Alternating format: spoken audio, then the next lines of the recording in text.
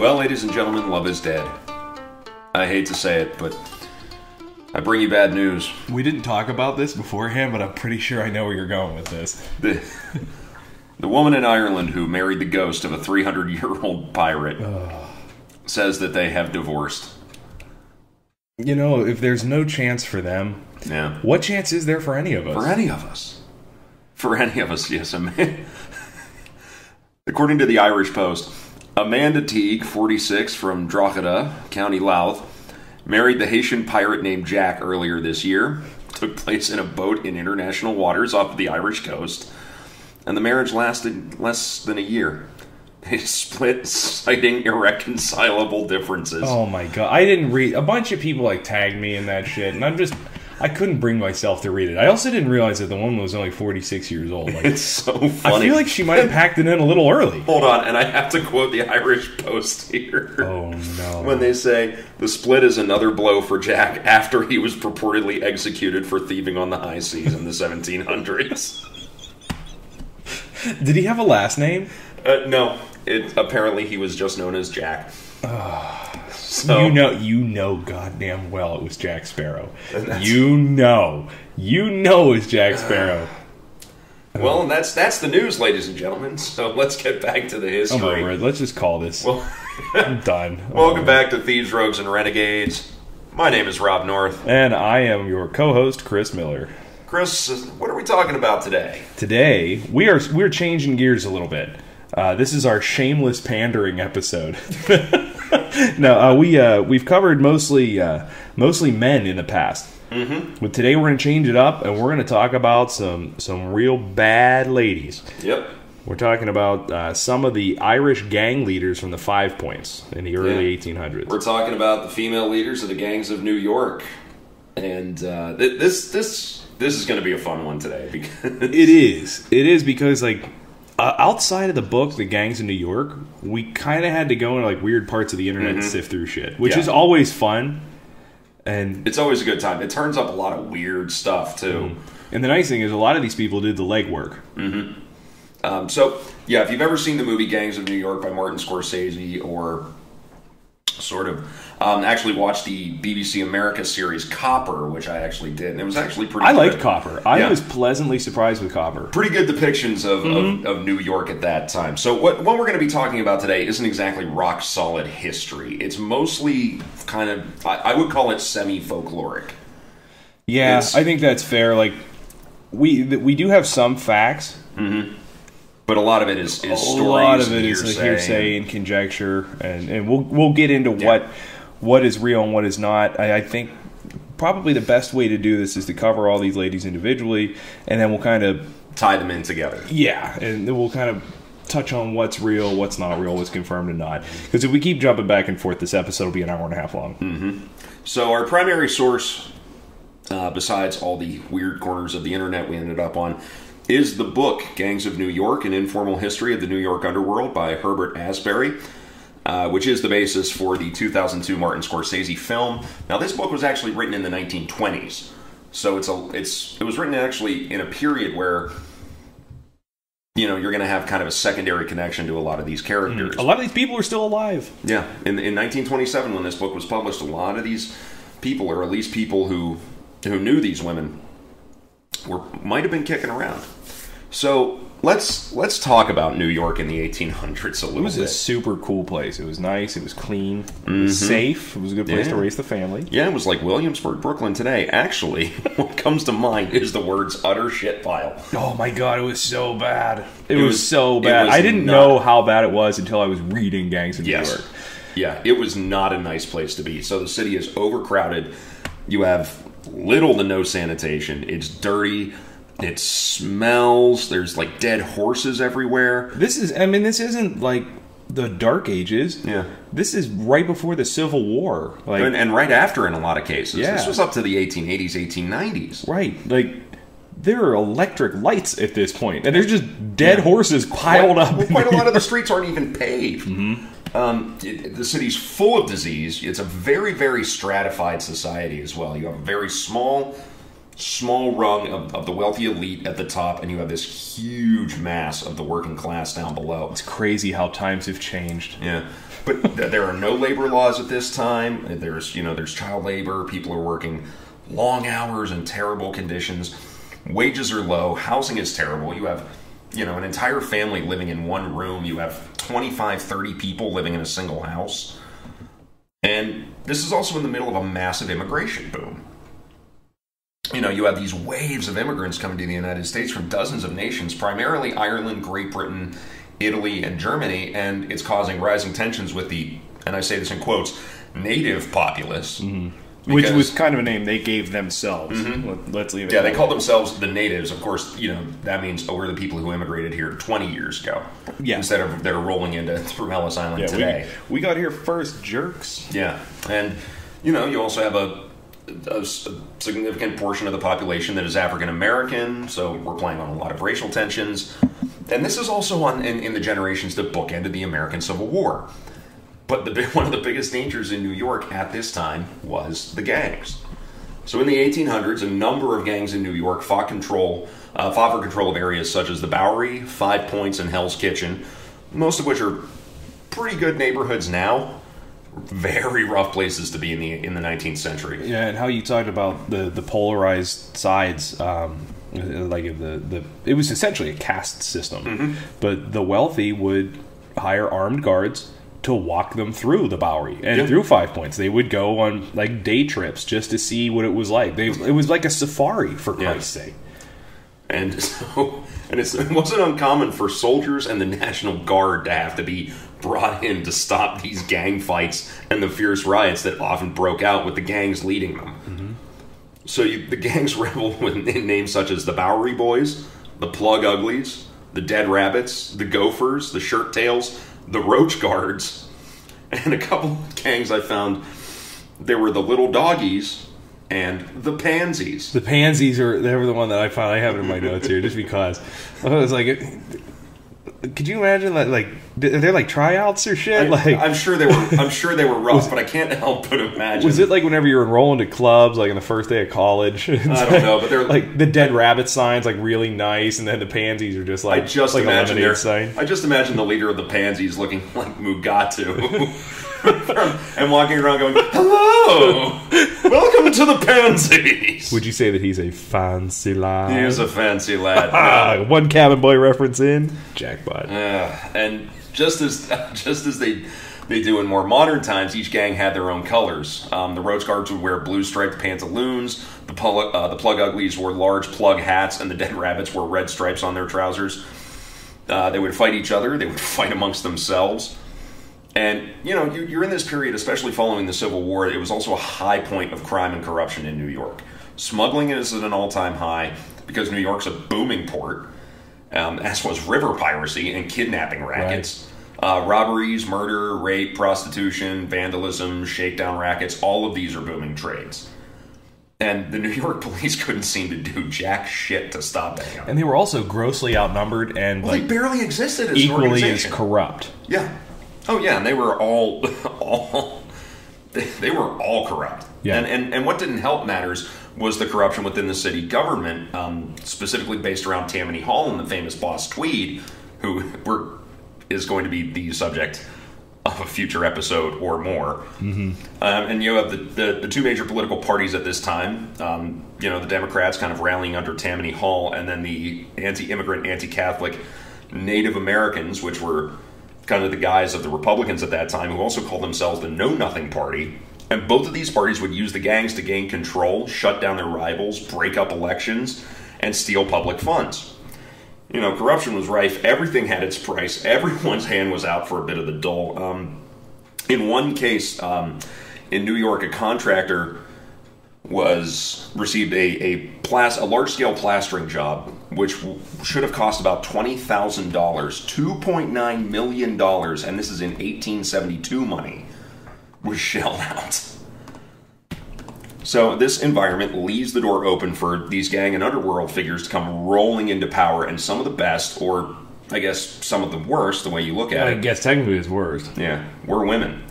Starting with Hellcat Maggie. Oh, we're gonna lead strong. I have a different order. We're gonna go chronologically. I'd like to start with Hellcat Maggie. Okay, I can say because she was kind of the first one Hellcat Maggie was the pseudonym of a ferocious member of the Dead Rabbits gang who operated in the Five Points neighborhood of Manhattan in the 1840s. Now, the Dead Rabbits were a large street gang of Irish immigrants who took their name from the fact that they would go into riots or gang fights with the corpse of a rabbit just stuck on a pike. They would, and it wasn't like there was one guy with a rabbit. They had a bunch of rabbits. And it was also said that in their meetings they would have just a dead rabbit on the table. Yeah, it would just sit there. It would just sit there as a little mascot. Much how Jack is sleeping on the floor in front of us as our mascot. We could put him on a pike.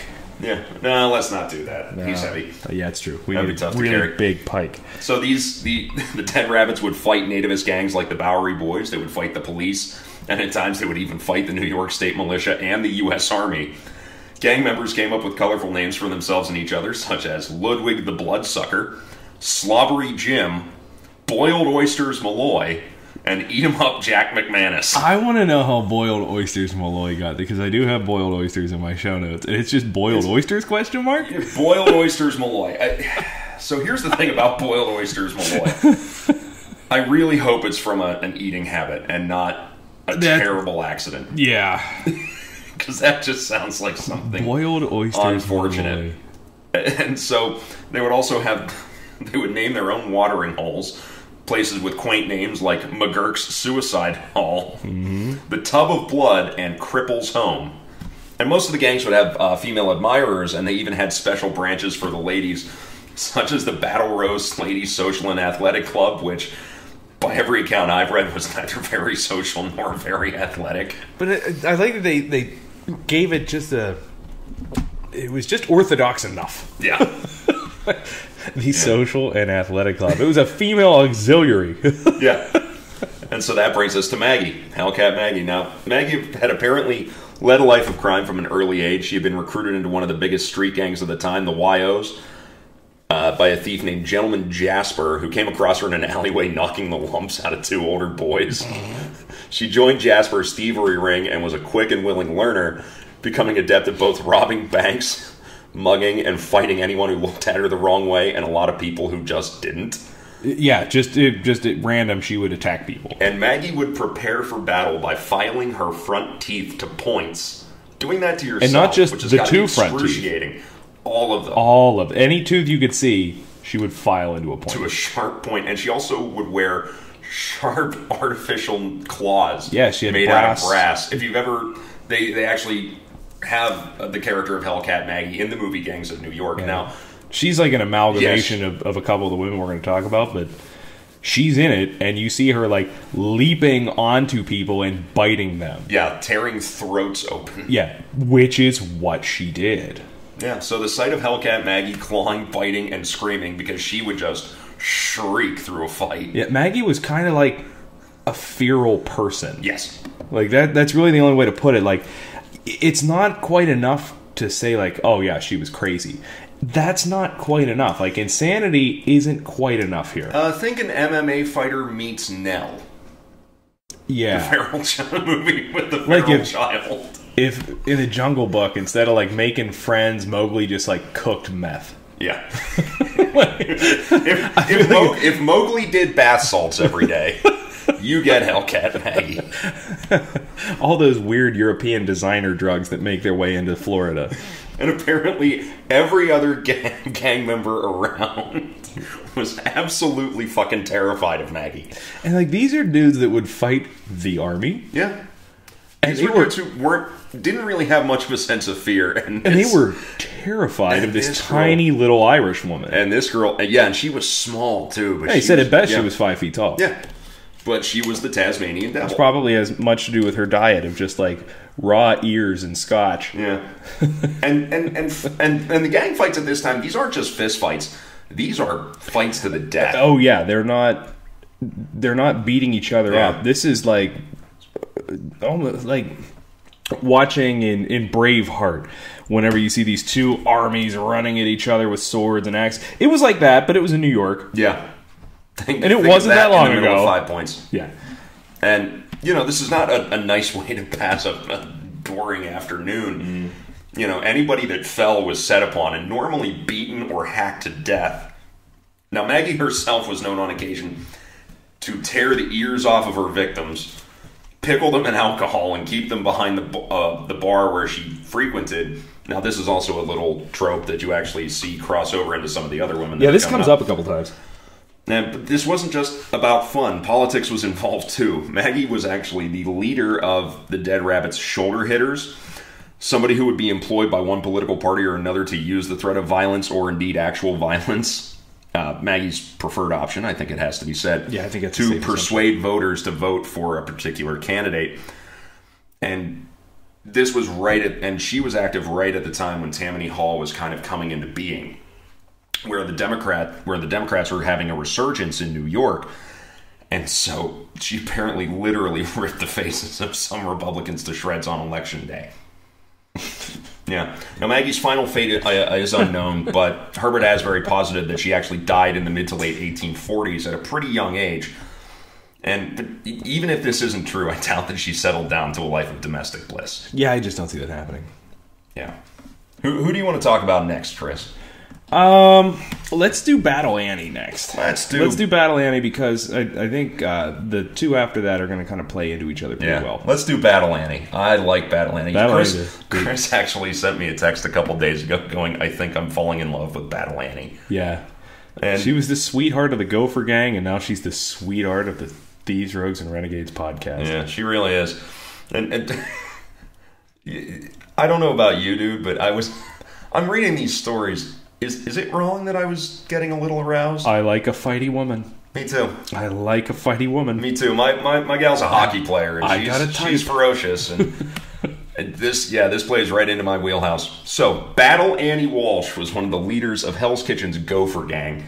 The Gophers were one of the successor gangs to the Dead Rabbits, and she was known as the Queen of Hell's Kitchen. And the height of her operations were during the 1880s and 1890s, so she's probably the last active person we're going to talk about. Mm-hmm. Though the leader of the gang was a fellow by the name of Goo Goo Knox. that was so good. So that hey, Goo Goo! They didn't dull the nicknames with time. Not. If anything, they got better. How do you end up with the nickname Goo Goo? I'm still stuck on boiled oysters. I just don't know. Maybe they played into each other. Maybe Goo Goo was the descendant of... This is going down a weird path. So, man. Yeah. So the fierce... Goo Goo Knox is the leader of the gang, but the fierce Irish redhead Annie was the de facto commander, known for being one of their fiercest combatants, especially for her signature move for both property destruction and bashing heads, the throwing of bricks. Yeah, they said she was the best damn brick thrower the Gophers ever knew. Yeah, they said she was the best brick hurler in New York. Apparently, she was absolutely legendary at it. She could knock a running man in the forehead at 50 paces, it's just tough to do. And so she was the founder of the Lady Gophers. We got a field right there. I have a pile of bricks out back. And I bet we couldn't do it. No, I want to see how far we can throw a brick now. So the Lady Gophers, despite sounding like a college sports team, was actually the gang's female auxiliary, headquartered at the Battle Row Saloon. And Annie was able to assemble a force of up to 300 women and girls who would arm themselves with poles, clubs, and knives and take to the streets to join the menfolk as reserves for the clashes with rival gangs and the police. They were also hired, the women's auxiliary were hired out by Tammany Hall during several labor disputes and strikes in the 1880s and 1890s. And mind you, as strike breakers. And they also were hired out on the part of the strike breakers. They would fight the strike breakers, or they would fight the scabs. Oh, yeah. It was whoever paid them, they'd go out there, and Annie would hit every single one of them in the face with a brick. What's that girl doing here? Smack. Ow. Is that a brick? And then you just die. Then your head just gets caved in. Now, I found deep into the internet, I found a mention that supposedly Tammany Hall supporting Carnegie Steel and the Pinkertons during the Homestead strike here in Pittsburgh in 1892. That would have been in Annie's wheelhouse. Actually considered sending a train with a couple hundred of Battle Annie's girls down to help end the strike. Down to help break the strike. And of course the strike ended up with a lot of bloodshed. It was really, really unpleasant. That's one of Pittsburgh's really dark moments. Yeah, and not a lot of people like to talk about it. And a lot of people don't know even that it know. ever happened, which They is don't why even know. we're here. They don't even know about that. They don't know about the railroad strike in 1877. Mm-hmm. But I don't know, maybe we'll have to educate them on something. Strikes didn't always end with a bunch of people sitting down and signing a contract like you see on the news now. Yeah. They usually ended with a private army murdering a bunch of people. In the case of the railroad strike in 1877, Gatling guns. Mm-hmm. Now, I couldn't find any additional evidence to back this up, but I like that idea. Yeah, I mean, the timeline matches up. It's the same kind of people. So it makes sense that it would happen. New York's not far from Pittsburgh in the grand scheme of things. Nope, you can get here in a few hours on a train. Mm-hmm. And so we don't really know what happened to Battle Annie later in her life. We know she didn't go to prison. There's nothing about her in the prison records in New York. So we can assume she... There are actual records of her, though. Like we do have some paperwork on it, which we can't Annie say... Walsh, there are photographs of Annie Walsh. She was a real person. Yes. Which we don't always see in this kind of era. Yeah. Yeah, she was... Annie Walsh was apparently a real person. But, man, what... And the one thing I was not able to do, and I did this with probably the next lady we're going to talk about, I tried to find the bar. And I couldn't find any record of the bar existing. Which one was that? I have the hole in the wall. What was her headquarters? The hole in the wall? No, that was Mag. Mag was the hole in the wall. There was one that Battle Annie was... they talked about a bar that she was... Oh, the Battle Row Saloon. Battle Row Saloon. And I couldn't find it. I couldn't find that one. The hole in the wall, which we're going to talk about next... A little bit different. There's a different story there. It's kind of still there. Yup. So yeah, that's the story of Battle Annie. I like Battle Annie. I'm madly in love with her. I like Battle Annie. I'm madly in love with her. Something about a woman at the head of an army. Oh, especially when it's just hucking bricks at people. Just, could you imagine, like, looking at a dude running, in most cases running away, and just a woman pick up a brick off the ground, or one that she brought because she would bring a bunch. Oh, she would bring a satchel of bricks. Like an archer would bring arrows, she would carry a sack full of bricks, and just like with Johnny Unitas like form. Oh, beautiful. Like, I want to know, like, how do you properly hurl a brick? We're going to look into this. We're going to throw bricks somewhere. We probably shouldn't in the field because that's also an elementary school, so we can't do it there. But we'll find somewhere to huck some bricks. This sounds like such a bad idea. We'll do it at night. It's fine. It's less suspicious. Less? All right. But I want to know the right form for hucking a brick. We'll figure it out. I'm Googling this. The internet's a weird place. You can find out anything. And that's how Chris didn't get to fly anymore. So, who's next? Let's do Gallus Mag. Let's do Gallus Mag. Let's do Gallus Mag. I love Gallus Mag. I like Gallus Mag mainly because she is just a hulking brute of a human being. Not just because she's a woman, like, oh, that's a really big lady. Gallus Mag apparently Julia Child with roid rage. Yeah, apparently she was like 6'3". Yeah, over 6 feet tall. So was Julia Child. Right. Ooh. It's going to be scrumptious. Rub the chicken liberally with Old Spice. So let's get into Gallus Mag before we go too far. Can we talk real quick about Julia Child? I gotta throw it. I gotta give it up to my girl Julia because, like, the most important thing I ever learned about cooking, and I do a lot of my own cooking, is to be wasted while you do it. It's just drink all the wine, and everything just gets absolutely slathered in butter. And I respect that lady so much for that. Yeah. Like, that's just absolutely brilliant. Okay, that's enough of that aside. But, like, butter and like, booze, like, it's awesome. So, Gallus Mag. Gallus Mag was a famed bouncer and street tough in the 1870s, known for being an absolute nightmare to deal with. Mm-hmm. If you were an unruly patron, someone who disagreed with her, or maybe somebody who was just in the wrong place at the wrong time. Because she was known to just run out into the street and fight people. Mm. Yeah, so, if she had a downtime between being the bouncer and barback and the hole in the wall, she would just fuck you up. Yeah. So Gallus, no reason. Yeah. So Gallus Mag Perry was the wife of Jack Perry, co-owner of a bar, which was also a fence for river pirates. Also co-owned the place with a guy named One-Armed Charlie Monell. I do have an idea. Charlie, how'd you get your nickname? I do have an idea how he got that one. Yeah. He lost it in a dice match with boiled oysters Malloy. Boiled oysters Malloy. I'm sorry, we can't stop laughing at these nicknames. But I didn't even have boiled oysters Malloy in my notes. It's just boiled oysters? Yeah. I at least found the last name. Well, I did, but it was just a question mark. So they were the co-owners of a rough and rowdy bar on Water Street in what's now the financial district called the Hole in the Wall that was said to be, quote, a brothel full of river pirates and Water Street hags. And the Brooklyn Eagle newspaper described it in 1874 thus: it was there that thieves and junkmen would meet to put up jobs. It was there that men were drugged and robbed, and women beaten. It was there that young thieves became graduates in crime. A point of interest, you can still find a bar at 279 Water Street. The Bridge Cafe. Called the Bridge Cafe, said to be New York's last remaining pirate bar. Yeah, that's pretty rad. It's still there. Yeah. So where the name Gallus comes from, and the primary theory is that instead of wearing a dress, as was the normal convention for women's style even at the time, Hellcat Maggie did. She would wear suspenders with trousers, and suspenders were also called galluses at that time. Mm-hmm. There's also two other theories. Gallus is a lowland Scots word that means cheeky, brash, or ballsy. Or another theory is that it's just a mispronunciation of Gallic, referring to her Scots-Irish roots.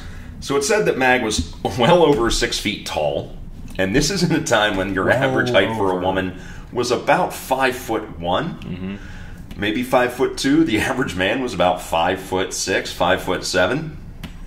So it's like Godzilla walking through Tokyo. So it's like going from every family reunion I had, growing up with all my little Italian aunts, to the NWA. Brienne of Tarth. To Brienne of Tarth. It said that she could lift a full barrel of beer by herself, and not one of these pansy half kegs. No, it's an actual barrel. An actual barrel. 300 pounds of beer. She was also known to wield a club made of ash wood, which she wasn't afraid to use, and was said to be able to drink any customer, male or female, under the table and still do her job. But her job was basically just to beat you up. Yeah. Well, to quote Herbert Asbury in The Gangs of New York, quote, it was her custom, after she felled an obstreperous customer with her club, to clutch his ear between her teeth, and so drag him to the door amid the frenzied cheers of the onlookers. If her victim protested, she bit his ear off, and having cast the fellow into the street, she carefully deposited the detached member in a jar of alcohol behind the bar. She was one of the most feared denizens on the waterfront, and the police of the period shudderingly described her as the most savage female they'd ever encountered. End quote. So we're back to that ears in the jar of booze behind the bar. It's a common trope. It is a common trope. See, I would be one of those dudes in the bar who'd be freaking out, super happy if I saw her dragging a dude out by his ear. Watch her drag a dude out and then if I knew for a fact that I would not be one of those ear guys. That's the thing. It would just be me get dragged almost immediately. Almost immediately. Yeah. No, you're okay. So you're a little Irish guy on Water Street. This 6'3" woman cracks you in the head with a club, tells you to get out, and you put up a fight. You deserve to get the Holyfield treatment. That's true. I'm sorry. So Mag was also said to keep a pistol in her belt and a knife in her boot. Was also said to cut off the fingers of anyone who took a swing at her and would inevitably lose the fight. Because Gallus Mag never lost a fight. And we're going to be talking about Sadie the Goat here in a minute. Gallus Mag was said to be the only person who ever beat Sadie the Goat in a fight, and in the process of a brawl between the two of them, took off one of Sadie's ears, as she had done to many other customers. As was her wont. And later on, there was a reconciliation, apparently, and she gave her the ear back. Gave Sadie the ear, just plucked it out of the jar and gave it back to Sadie. She was so proud that the story goes that she kept it in its own jar with her name on it. Yeah. And to bury the hatchet, she gave her ear back. And what did Sadie do with it? She wore it. She wore it around her neck. She kept it in a locket around her neck. And this is also kind of fun. Apparently, Gallus Mag was a very outspoken suffragette. Yeah, big time. She led suffragette marches in the late 19th century through New York, which most of the time would land you in jail. Mm-hmm. would absolutely land you in jail. And she did spend several short stays in prison for taking part in these protests and marches. And there are even like little blurbs in newspaper articles that give her given name, not Gallus Mag. Mm-hmm. Mag Baring, yeah. Yeah, but she actually did this. I mean, this isn't like part of our folklore part. She actually went and led these marches, organized marches and things like that. I love it. Yeah. I love it. What a badass. Yeah. She's so much fun to talk about. Now, how exactly she spent her twilight years and met her end, sadly, is not a matter of record. So we really don't know what became of Gallus Mag. No. God, there was one I read that her name appears in Charleston. South Carolina. Correct. Yeah, her name appears in Charleston.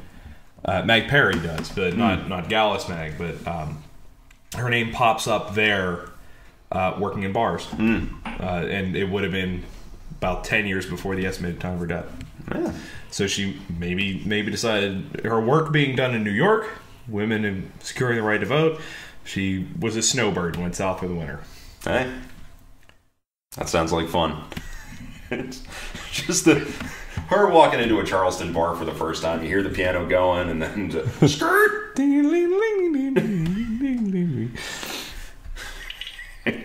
What you been eating a bouncer now? This giant woman. This giant armed woman. So, I think that brings us to the final figure we're going to talk about today. We do. Before we get into Sadie the Goat, I did find one. Did you hear about Ida the Goose? Ida the Goose. I did see about Ida the Goose. Did you see about Ida the Goose? Tell us a little bit about Ida the Goose. Ida the Goose, and I'm not 100% sure if she was a real person, because the stories are fairly brief. But Ida the Goose was allegedly very beautiful. Mm-hmm. Shanghaied. She was a gopher, and the Gopher Gang, which we've talked about a couple times.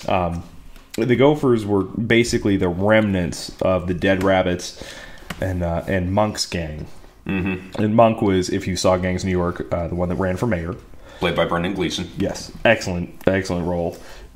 The Gophers got their name because they hid in basements. Like their hideouts were in basements, and they had all these little tunnels and shit, and they could kind of sneak around. So they were the Gophers.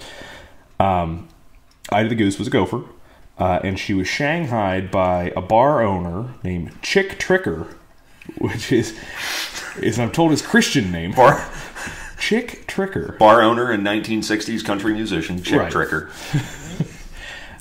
She was shanghaied by him. The Gophers demanded payback. So the 4 gunmen enter his bar. And he's working behind the bar, and everybody's just kind of looking around like, I love this story so fucking much. Uh-oh. And they're like, well, now's as good a time as any, and just shoot everyone. Yeah. So they're just shooting everyone. Chick Tricker is taking refuge behind the bar with Ida the Goose, and seeing him hiding from the 4 gunmen is enraged.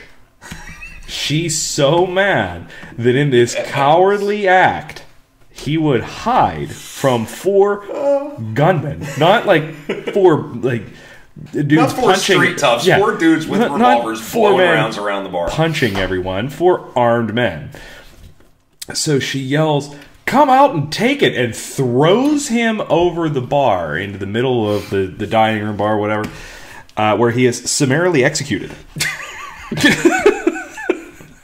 And one was one of her ex-lovers, which apparently in the Gopher Gang were many. Yep. There were many. That's Ida the Goose. Ida the Goose. So a little sidebar, whether or not she's a real person, we don't really know. Actually, before we get to Sadie the Goat, I have a few other honorable mentions. Okay, I do like the honorable So while we're on the subject of people like Ida the Goose, let's start with Hester Jane Haskins, a.k.a. Jane the Grabber. Jane the Grabber. Jane the Grabber was a madam, thief, smuggler, and human trafficker in New York in the 1860s and 70s. She was famed for running several brothels, but far more famous for being the chief supplier of prostitutes to brothels throughout the city through a system of abduction and slavery. She was not a nice lady. No. She employed a small group of a dozen or so, quote, respectable-looking men and women who would travel New England and the mid-Atlantic region, luring women to New York with the promise of exciting jobs or fame as singers and entertainers. Once there, these poor girls are abducted, I'm guessing by some far less respectable-looking people, and forced to work in either one of Jane's establishments or one of her clients. Now, she aimed a little too high, and when the daughters of several prominent New England families went missing, including the daughter of the lieutenant governor of Massachusetts, the heat was turned up. In 1875, Haskins was implicated in what became known as the Grabber Scandal. She was arrested, and she spent the rest of her life in Sing Sing. 1875. Yeah. So we also have Red Light Lizzie, real name unknown. I'm guessing Elizabeth something. Elizabeth something. Call that huge leap of intellect there on my part. Even though, like, Red Light Lizzie just kind of works. Yeah. So maybe it was something else. Maybe it was Jane. We don't know. Now, she was Jane the Grabber's main rival in the procuring business and operated in a similar manner, although her operating area focused on upstate and central New York. So she preferred to commit her abductions through the use of drugged spirits, much in the same process as Shanghaiing, but instead of ending up on a ship in the Pacific, you end up in a brothel in Five Points. Red Light Lizzie was also said to have owned as many as 20 brothels and was so successful a procurer that she sent a monthly circular letter to all of her clients. Now, unlike her rival, Jane the Grabber, Red Light Lizzie was never caught and never served a day for her crimes. Mm-hmm. And our final honorable mention, we finally have Friederike Mandelbaum. Oh, yeah. Also known as Marm, who was a German-Jewish immigrant who spent pretty much the entire post-Civil War era as the biggest criminal fence in New York, and worked with all of the New York street gangs, all the smugglers, and became one of the biggest patrons of the criminal elements in the city. She bankrolled... She was like all the Pawn Stars stuck together. She bankrolled thousands of robberies, heists, kidnappings, and all sorts of criminal operations. She controlled several gangs of blackmailers and confidence men and ran a school for pickpockets. At the same time, she would host these lavish dinner parties for New York's high society. So she was somebody who treaded between these two worlds. Now, in 1884, the Pinkerton Detective Agency actually infiltrated her organization, and she was arrested soon after. But she fled. She broke out of jail, collected $1 million, and fled to Canada and settled in Hamilton, Ontario until her death in 1894. I wasn't ever able to find anything like super legitimate regarding source work for this one, but I did find in one of the... It was like a WordPress blog. Mm-hmm. But a dude had a picture of like her arrest record. Yeah.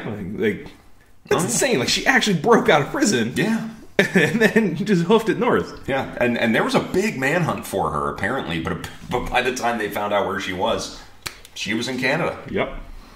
So well done, Friederike Mandelbaum. With their strict non-extradition treaties.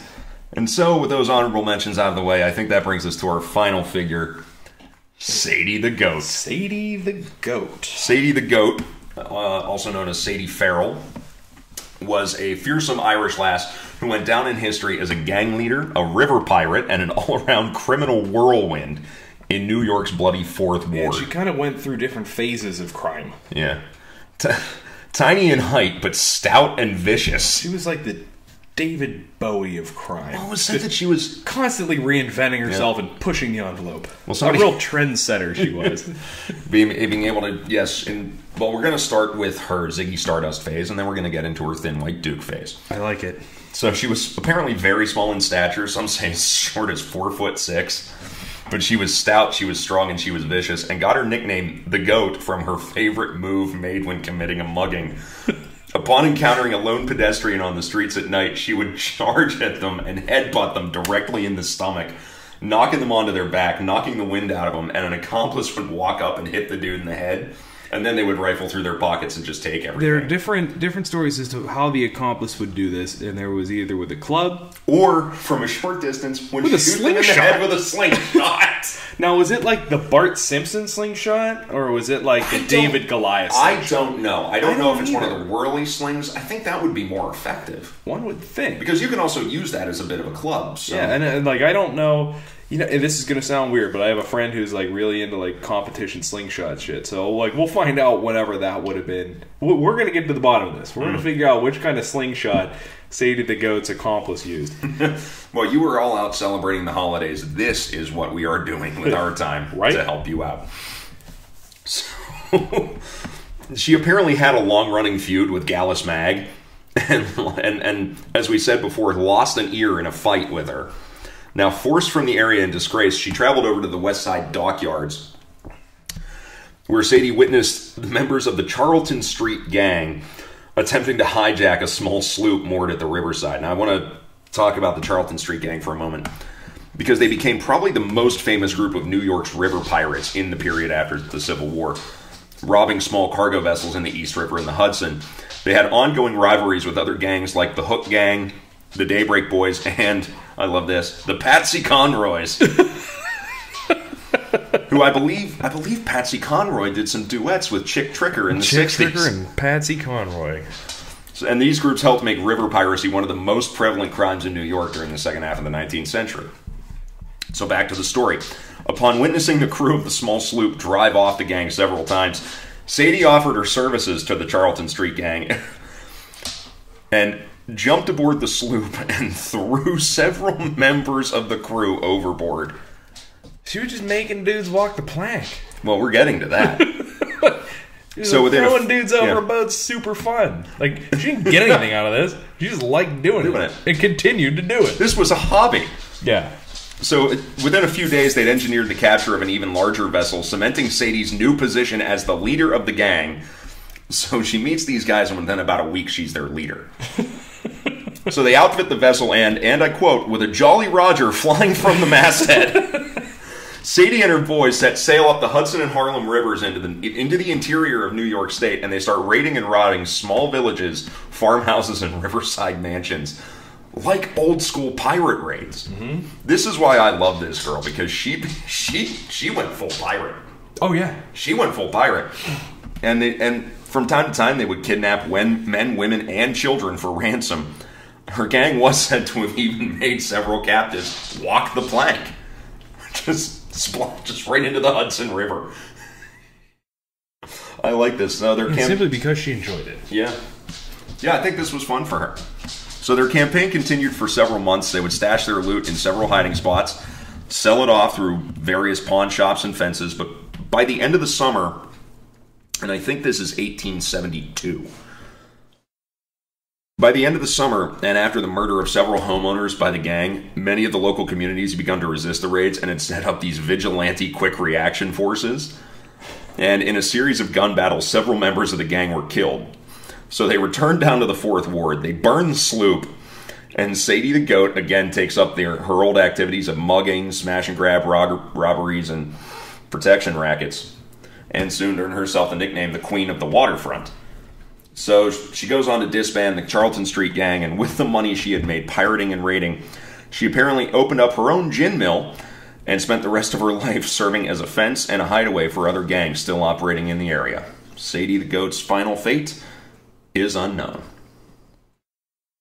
The thing that really got me about Sadie the Goat, and I came across a little blurb in it was a website that was like kind of dedicated to her, is that there is no record of her ever existing. Yeah. And I was trying to look through. The boat doesn't exist. Like there's no, and not having a birth certificate is not weird, but like there's especially not in the 19th century. Yeah. But there's no official record, and the fact that she might be a fabrication sucks. Yeah, I want Sadie the Goat to be so real, right? And we're not saying she wasn't, but and the only person who realistically could, because the person that we know was a factual person, like, was Gallus Mag. Gallus Mag paid taxes. Like Gallus Mag was a real ass person. Yeah. Mag Perry and Battle Annie, they were both definitely and Mag real. Would have been able to confirm it. Mm-hmm. But this is before anybody really would have given a shit about somebody as batshit crazy. Yeah. And man, I just really hope that she's real. Oh, I love it. It's so good, I love especially. it so much. Not especially, if for no other reason that she would just straight headbutt you, and then Bart Simpson would light you up, and then they would mug your ass. Can you imagine? It would wake up with no shoes. Like, what the fuck? Can you imagine just being a pedestrian in New York, and you just see this fella just kind of, this dandy-looking fella just kind of running away, looking behind him in a panic. And then you just see tearing after him this tiny little woman, head just leveled down. Just at a 90-degree angle. It's just L-shaped. Just truck stick charging. Let's even put yourself in that dude's shoulder, like in his shoes. Turn the corner, and all you see is this tiny blur. Yeah. Just smashing right in the solar plexus. You're on your ass. You sit up, and bam! Rock right in the temple. And then you wake up, wallet's gone, probably your pocket watch and monocle, your big Monopoly guy top hat, cane with your sack with a dollar sign on it. It's all gone. Your gingham handkerchief. People say, "Oh, what an inventive move there by Zinedine Zidane with the headbutt to take down that." That's fake news, pal. I say bullshit. I say bullshit. I say do something original, man. Sadie the Goat had that down 130 years ago. God, I hope she's real. Well, I'm gonna miss these gals. Yeah, it's been a lot of fun. It's been a lot of fun me too. I like talking about some of these boss ladies, man. Yeah. This was a fun episode. Talking about shout out to you, ladies. Yeah, let's raise our beers to those fearsome Irish gals of New York. Sláinte. What are we drinking this week, Rob? We are drinking Fathead's Holly Jolly Christmas Ale. We're in the holiday spirit. We are. A warmly spiced holiday ale. Merry Christmas, Fatheads, and send us beer. Yes, please. And in the case of me, also drinking a very, very large Dunkin' Donuts coffee. That is the biggest coffee ever. Mm-hmm. Well, it's finals week for me. I haven't slept in a week. Oh, that's right. It is finals week. So, yeah. But for me, I've just been working 50 hours. 50 hours a day. Out of the 24, not just like 50 hours a week. But we didn't want to keep you waiting for hot new material from us. No, we're here for you. Yeah. We're here for you. I'll put off sleep for all of you. I love you all. Come here and give me a kiss, you sweet fuckers. It is 3:30 in the morning when we're No, it's not. It's like it's about 7 o'clock. It's actually fairly reasonable time. But it's a Monday, damn it. Yeah. So that's the story of these fearsome Irish gals. I like it. I always talk about my love for the Scots as a people. The Irish are definitely a close second. They really, really are. As an Italian, I'm not allowed to say that. As an Italian with the last name Miller. Well, that's part of the German, so I'm definitely not allowed to say it. So that's going to be it for this week, guys. We will see you next time. And next time, we are bringing you the Thieves, Rogues, and Renegades Christmas special. Get ready. We're coming right up the old chimney with this one. Yeah. Santa's going rogue, y'all. Yeah. It's going to get weird. We're talking about weird Christmas shit. Yeah. We're talking about the dark side of Christmas. So that's going to be a lot of fun. And I'm sure some of you have heard about some of these figures we're going to talk about, but we're also going to bring up some that I don't think anyone's heard of. Mm-hmm. It's going to be a good time. So, as always, please go out there, subscribe, download, rate, review on all of the major platforms. Definitely review. That iTunes, Spotify, Google Play, Stitcher.